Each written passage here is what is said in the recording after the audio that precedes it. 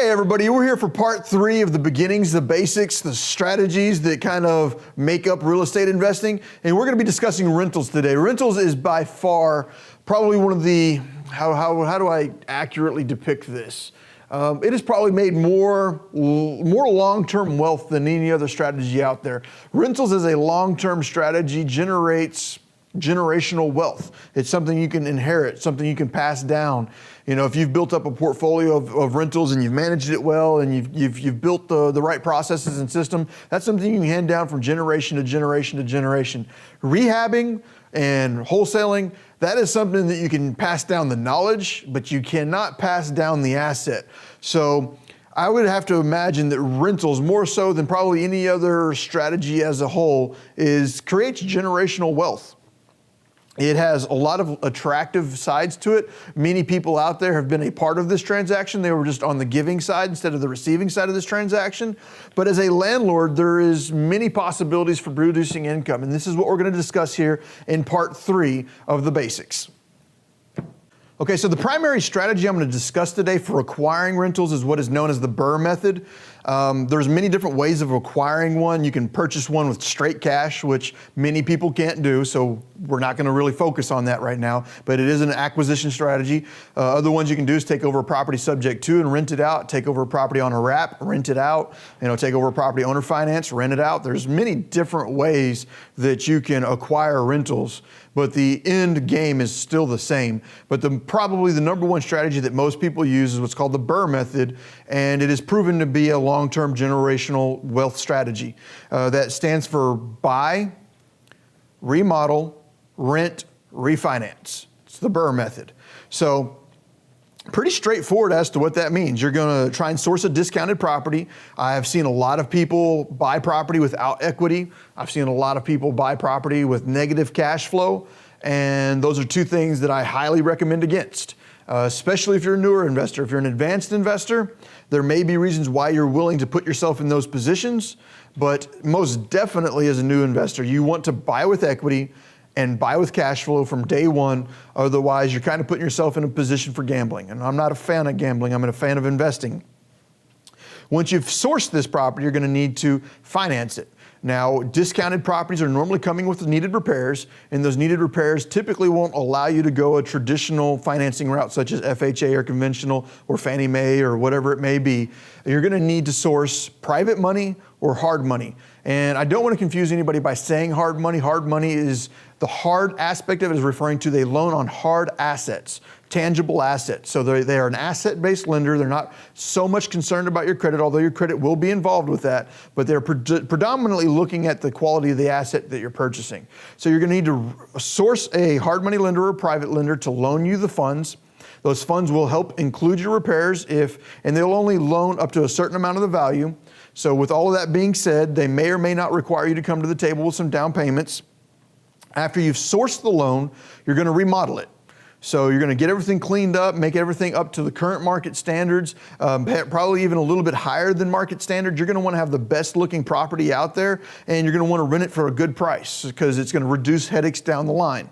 Once you have done this, you're going to need to rent it out ASAP because you're going to put that renter in. That renter's income is going to help you qualify for your refinance, the last part of this transaction. So once you've got a tenant into the property, you're going to now refinance the property out of your hard money lender and into a traditional loan, probably a Fannie Mae loan. You can get up to, I believe, 10 of those now. And then you're going to collect monthly cash flow from that point forward.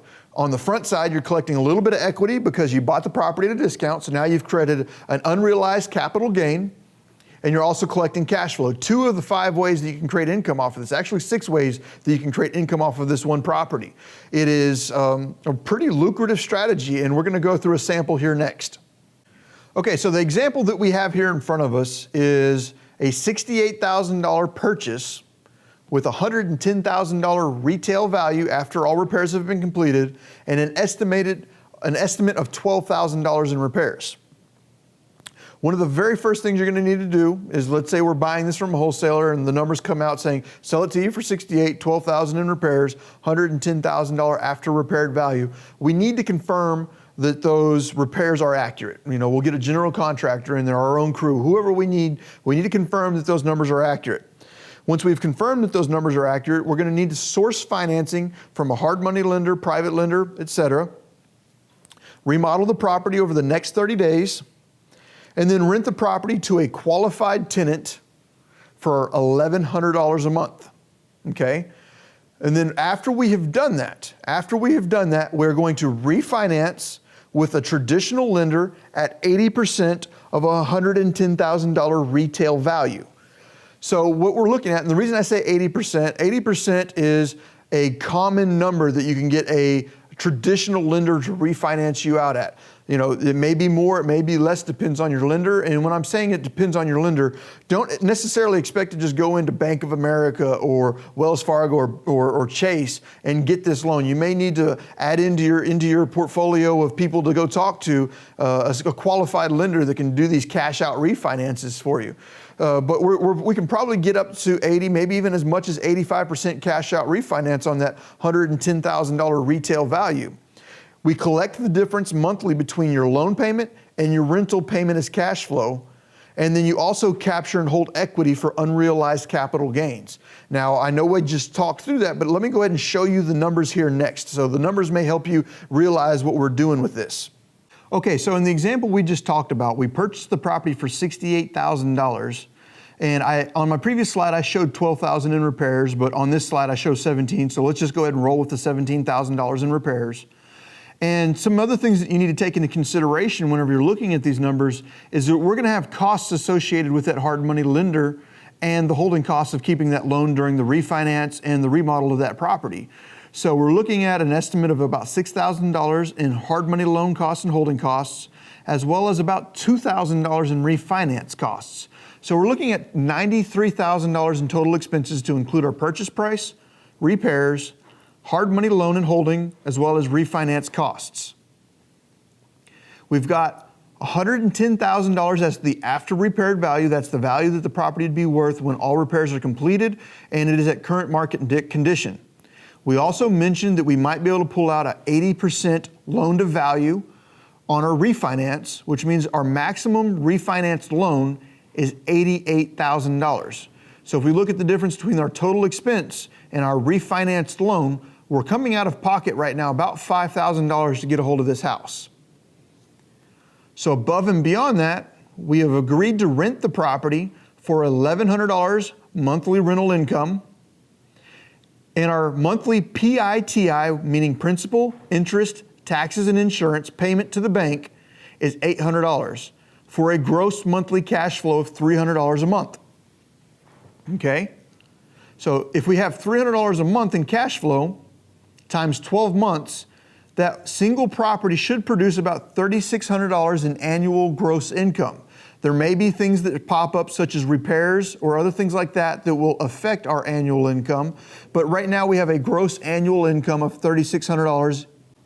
So if we look at our $93,000 in total expenses, plus our $88,000 refinanced loan amount, our cash out of pocket, like we'd previously stated, is $5,000. And if we take a look at a $3,600 annual income divided by our cash out of pocket of $5,000, that gives us a 72% cash on cash return. That is pretty good. That probably outperforms most of your portfolios. So there is some benefits to having this outside of your 401k or your IRA. And don't forget that you can invest with your IRA or your 401k into a property like this. So a 72% cash on cash return. And if we take a look at a $110,000 retail value minus a $93,000 total expense, there ends up being $17,000 of equity in that property that you have now captured. Of that $17,000, remember you have $5,000 cash out of pocket, so you actually have a $12,000 unrealized capital gain there. And what I mean by unrealized capital gain is that there's money on paper, but it's not necessarily in your bank. So you're collecting about a $12,000 unrealized capital gain as well as a $3,600 annual income off of this one property. That produces about a 72% cash on cash return. That is not a bad deal to be in. So I've given you a pretty sweet deal here on paper, and depending on what market cycle you're in, deals like this may be easier to get or harder to get. You know, the less equity that you capture on the front, the higher you're gonna have to come out of pocket. But with that being said, in the right market cycles and in the right markets, finding deals like this is not incredibly hard, but it will take effort. Don't give up on it. So, things to consider after we've gone through and talked about the BRRRR method is there is tremendous opportunity to create long-term generational wealth with this strategy. It's potentially, depending on where you're at, it's a slow build, but as you build this portfolio up over time, 1 year, 2 years, 3 years, 5 years, you know, let's say for year one, you're able to source 1 rental property. Year 2, you're able to get 2. Year 3, you're getting 4. Year 5, you get 10. Year 6, you get, 20. So now you're up to like 50 rental properties. That sounds aggressive. It's not out of the norm for people to do that, though. I've seen people that have done this and done this extremely well. So looking at that, it is an asset. It is an asset that you own. And that asset that you own pays you every single month on a relatively passive income. I don't want to pawn it off as a completely passive income because you may need to manage it yourself. You may need to hire or build a management company around it depending on how big of a portfolio you're building. Or you may need to hire a management company. You know, there's 3 different things there, but you're gonna need to manage your tenants. You're gonna screen your tenants. Gonna need to outsource and handle your maintenance calls. These are all things that have to come with a rental portfolio, but it provides generational wealth like I haven't seen before whenever you build up a model on this type. Another thing that we haven't really discussed up to this point is that one house provides pretty much 6 different revenue sources. You collect monthly income in the form of cash flow, and that's the difference between what your loan is and what your rents are. So if your loan is $800 a month and your rents are $1,100 a month, you now created $300 a month in passive income. Above and beyond that, you have what's known as amortization. And what that is essentially is the pay down of the principal balance of your mortgage. So every payment that's made to your bank by your tenant, it pays down the principal balance of your loan every single year. So 5 years into it, 10 years into it, 15 years into it, eventually your tenant has bought you your house. You own the house, you pretty much haven't had to make any payments on it, and you now own it. So the amortization schedule actually provides income to you. Another thing that you provide income on is market appreciation. You know, on average in the United States, I'm taking a fairly generalized guess at this. We're looking at probably 3 to 4% annual increase in market values. In some areas it may be more, some areas it may be less, but every single year you're collecting 3 to 4% of appreciation on borrowed money. Remember, you borrowed somebody else's money, but you have full control over that asset. So let's say you have a $100,000 asset and it progresses at 4% a year. Well, this year you have a $100,000 asset. Next year you have a $104,000 asset. And directly after that, it just compounds over time on money that you borrowed against that you've never had to put out there. So you're able to collect interest on that. So that is your market appreciation.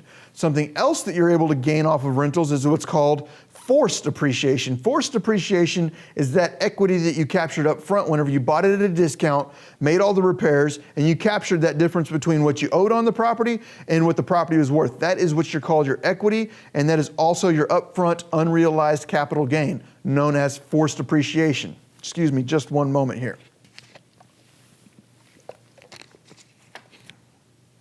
Now, I just talked about market appreciation, and I also talked about forced appreciation, but let's throw something else completely out there that's complete and total opposite of that, but it is a revenue source for you as well. And it is a tax shelter. It is called depreciation.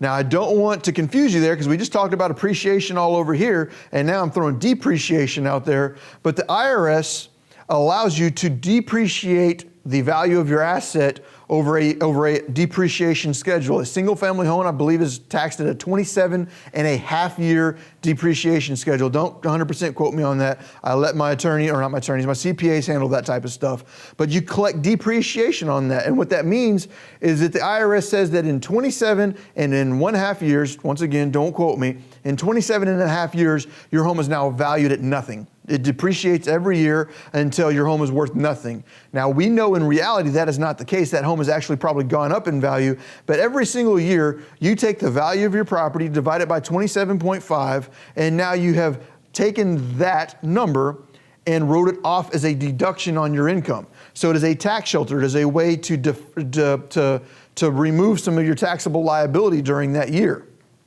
So right now we're up to cash flow, amortization, market appreciation, forced appreciation, and depreciation. Now, one of the last ones that we're going to talk about, and is something to not shy away from or think or to take lightly, and that is inflation. Now, I don't want to talk about this for too long, but it is a very important factor here. The American dollar has inflated over time. It's proven, and you have now leveraged your money through a loan. So you now have a $100,000 asset because you got a loan on it, $110,000 asset to be in line with our current study. $110,000 asset that you borrowed all of that money against. And as inflation goes up, your loan balance, your loan payment to that bank does not change. So as inflation goes up, every single time you make a payment, you are making a payment with dollars that are less than the dollars that you borrowed. I'm trying to not confuse you there, but as inflation goes up, you now owe the bank bad money. Let's say in 20 years, inflation has decreased the value of the dollar by 50%. Well, just because it decreased the value of the dollar by 50% doesn't change the amount of money you have to pay that bank. So you're now paying that bank with a dollar that's worth half of what it used to be, and you received $100,000 worth of good dollars 20 years ago. I'm probably confusing you a little bit there, but inflation, using bank loans to buy rentals is an excellent way to hedge against inflation. Just something to think about there. This particular strategy will require good credit.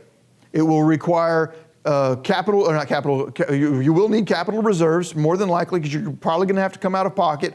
Depending on what market you're probably going to have to come out of pocket on each and every one of these properties. Anywhere from zero out of pocket to potentially $20,000, $30,000 out of pocket. It depends on your market and how good you are at acquiring these properties. But you're also going to need income. This is a strategy when the bank goes to loan you on these properties. They want to make sure that your debt to income ratios and everything else are good and solid. So you're going to need income in order to produce a strategy like this. And I mean, overall, you're going to hear a lot of people throw negative things out there about being a landlord. Oh, you're going to have to deal with leaky toilets. You're going to have to deal with people calling you about the air conditioning system. You're going to have to deal with, those negative thoughts coming into your head. But if you run a well-managed rental portfolio and you're not out there trying to slumlord this or be extremely cheap about this, if you take care of that property on the front side, remember we bought it, remodeled it, rented it, and refinanced it. If you remodel it well, make sure that the hot water heater's in good condition, make sure the plumbing's in good condition, the air conditioning, the roof, the foundation, make sure that the core 5 products are all in good condition, and you put out a product that is a nice product, you're going to attract better tenants. Your better tenants will typically take better care of your property. And if you follow that business model, renting can be a relatively passive opportunity for you. Bring a property management company in, manage that property management company. There's different things to think about there, but it is a relatively passive opportunity that creates generational wealth. It does require capital reserves, credit, and cash flow, but this is kind of the I don't know the best way to say it, but it is the best way for creating generational wealth. And I don't know what else to say other than that. We are going to do a full case study, case analysis, and training program on the BRRRR method, as well as other methods of acquisitions for this, like subject to wraps and or owner financing. We will do all of that in a future video series. If you'd be interested in finding out and keeping up with us as we release those videos, please like us on Facebook on Propelio, as well as follow us on YouTube, and always feel free to go out to propelio.com and check out all that we have available for you real estate investors out there. And as always, happy investing.